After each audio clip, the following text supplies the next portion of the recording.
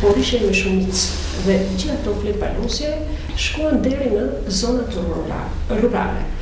Pra, me këtë rast ne jo vetëm që dham një kontribut shumë të çmuar në njohjen e këtyre dy sëmundjeve, të cilat siç përmendën dhe parafolësit janë sëmundje mjaft të rrezikshme, të cilat pas u kapën në kohë mund të jenë me pasoja shumë të rënda. Por në të njëjtën kohë ne promovuam edhe rrjetin tonë. Pra bën një promovim sa më kualitativ të rrjetit. Këto ishin dy aktivitete të cilat u bënë në formë koktej, u shoqëruan me nga një pije, gratë ishin të lirshme, biseduan me mjekët, bën pyetje të rëndësishme, morën njohuritë e tyre të domosdoshme dhe besoj se ja kanë arritur qëllimit në këtë drejtim.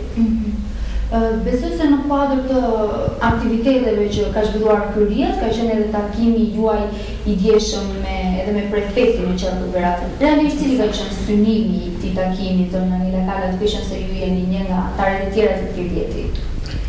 Po, në kuadër të këtij projekti, rrjeti i grave për të Qarkut të Beratit bën një takim edhe me prefektin e Qarkut, i cili është përfaqësuesi më i lartë i qeverisë në Qarkun tonë dhe gjeti mbështetjen e prefektit. Ideja ishte i këtij takimi që të kishin mbështetjen e organeve të qeverisjes vendore dhe për të çuar mesazhin ton dhe për të gjetur mbështetjen absolute të rrjetit. Mos të zgjatem sepse forset koleget e mia për sjelljen e aparatit të mamografisë pranë Spitalit Rajonal të Beratit. Këtu del dhe një problem, domethënë, dhe pse nuk jam specialiste, sepse mjekët do i sqarojnë, domethënë, bashkëqytetarët tanë, duhet domethënë doli dhe problemi i mjeku specialist për të përdorur këtë aparaturë. Gjithashtu ne këtë i kërkuam edhe prefekti që të stimulohet një nga mjekët e rinj për të bërë specializimin me qëllim që përdorimi i kësaj aparature, domethënë dhe për qytetin tonë, të cilën e ka premtuar dhe absolutisht domethënë shpresojmë shumë shpejt që ta kemi, mbasi të jetë infrastruktura e nevojshme, domethënë disponibël nga kryetaria e parlamentit në takimin që bëri me gratë. Domethënë rrjeti jonë është një rrjet, domethënë ka qenë fatmirësia që ka pas goxha pjesëmarrje nga qyteti jonë, domethënë nga Qarku i Beratit, ashtu siç e tha dhe kryetaria e këtij rrjeti, dhe kjo e ka dhënë frutin e vet, domethënë edhe në fushatën elektorale që zonjat kanë qenë menaxhuese të kësaj fushate dhe është vëre besoj edhe nga bashkëqytetarët që ka pasur tone të zbutura, sepse duke qenë pjesa më e ndjeshme e shoqërisë të qenurit nën e bën domethënë çdo gjë si në parlament apo në drejtim të administratës lokale apo qendrore, që domethënë pjesëmarrjen e gruas. Pra, ne kemi bërë këtë domethënë këtë projekt e kemi propozuar, domethënë është miratuar nga NDI dhe do financohet nga ai, bëni paptesin, shpëtoni jetën. Atëherë po i bëj një thirrje në pozicionin e gruas, të nënës, të familjes, të një familjareje që ta bëjnë paptestin, domethënë të gjitha ato zonja të cilat, sepse këtu është një problem, sepse një pjesë e grave e kanë domethënë mund të jenë edhe shumë të domethënë nga ana profesionale ose nga niveli mund të jenë lart, por ka dhe shumë domethënë që janë të riqe, domethënë nga frika, ose pjesa tjetër është ajo pjesa e cila nuk e ka nivelin e duhur, domethënë të pa i prekur, domethënë nivelin e nevojshëm që të shkojë domethënë me ndërgjegje. Dhe kjo është pjesë ne si rrjet e marrim, domethënë advokimin, domethënë dhe për të bërë promovimin e këtij projekti në shoqëri, domethënë tek pjesa domethënë e ndjeshme siç e thash, e shoqërisë që janë në zonë.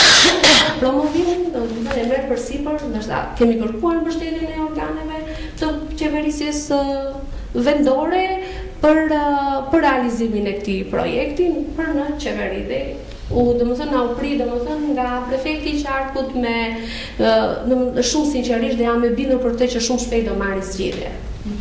Ju faleminderit zonja Kala. Atëherë kemi folur të nderuar teleshikues për rrjetin, për rëndësinë e këtij projekti në shëndetin e grave, por realisht nuk kemi folur dhe nuk kemi përmendur paptestin. Çfarë është paptesti? Jo më kohët kemi të ftuar këtu edhe dy mjekët ginekolog. Atëherë zonja Rehovica, çfarë është? Çfarë kuptojmë me paptest? Po. Paptesti është një test që bëhet për të parë qelizat e qafës mitrës. Ky test tregon nëse një grua ka një infeksion të thjeshtë, ka qeliza jo normale apo ka kancer të qafës së mitrës. Tash si bëhet një pap test? Është një test i thjeshtë, i shpejt, jo i dhimbshëm dhe gratë s'kam se të tremben për mos të ardhur ta bërë. Nuk ka kur të është i padhimbshëm, nuk ka nevojë dhe për mjekim qetësues. Pap testi bëhet me një pozicion që gruaja ka në shtratin e lindjes, një pozicion ginekologjik, dhe mjeku me një furçë të posaçme, merr qeliza nga qafa e mitrës dhe i dërgon këto për t'i bërë analizën. Tash në çfarë kushte duhet të vi një grua për të bërë pap testin? 2 ditë përpara se gruaja të vi për të bërë pap testin, nuk duhet të ketë përdorur asnjë mjekim lokal, domethënë ovule që përdorin për mjekim, nuk duhet të ketë bërë asnjë lavazh vaginal, nuk duhet jetë me hemoragji dhe një tjetër nuk duhet të ketë bërë kontakt seksual 2 ditë përpara. Këto janë në vija të përgjithshme ç'është pap testi. Po këtu jo për të trembur gratë, se po themi që pap testi bëhet për të parandaluar kancerin e qafës mitrës, që siç thatë ju, është një sëmundje kohës dhe që vjen i dyti mbas kancerit gjoksit dhe i treti për vdekshmëri.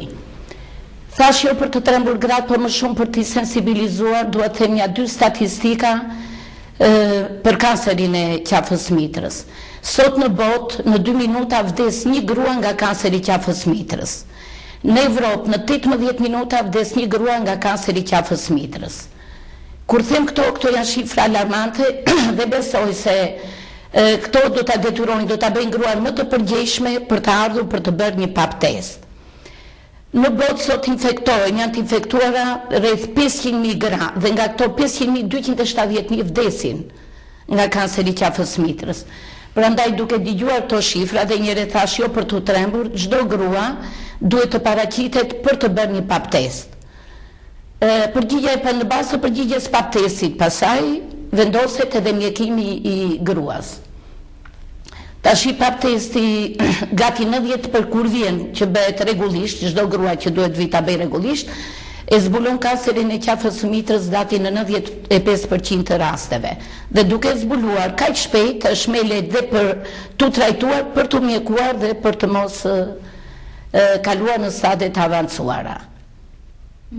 Faleminderit. Zoti Hebibaj, folëm pak a shumë për rëndësinë e pap testit. Të gjitha gratë duhet ta kryejnë këtë analizë? Kjo analizë duhet kryer nga gjitha gratë nga mosha 25 deri 65 vjeç. Gjitha gratë që janë seksualisht aktive, nëse fillojnë marrëdhëniet në moshë të re, rekomandohet që brenda 3 viteve të para pas kryerjes së kontaktit duhet patjetër që një grua të kryejë pap testin e parë. Zakonisht kryen me frekuencë 1 deri në 3 vjet. Ka shtete të zhvilluara të cilat kanë programet e tyre kombëtare ku janë përcaktuara edhe shpeshësia e kryerjes, kanë një bankë të dhenash ku janë të regjistruar cilat gra kanë kryer, kur e kanë kryer pap testin dhe kanë gjithë të proces e kanë shumë të organizuar. Pra, kanë një program për kontrollin e parapjes kancerit të qafës së mitrës. Në vendin tonë nuk ka një program me sa di unë kombëtar. Kështu këto iniciativa si kjo e rjetit janë shumë të rëndësishme. Ne si mjek specialisti vlerësojmë shumë sepse promovojnë shëndetin publik, i bëjnë gratë më të ndjeshme ndaj shëndetit tyre.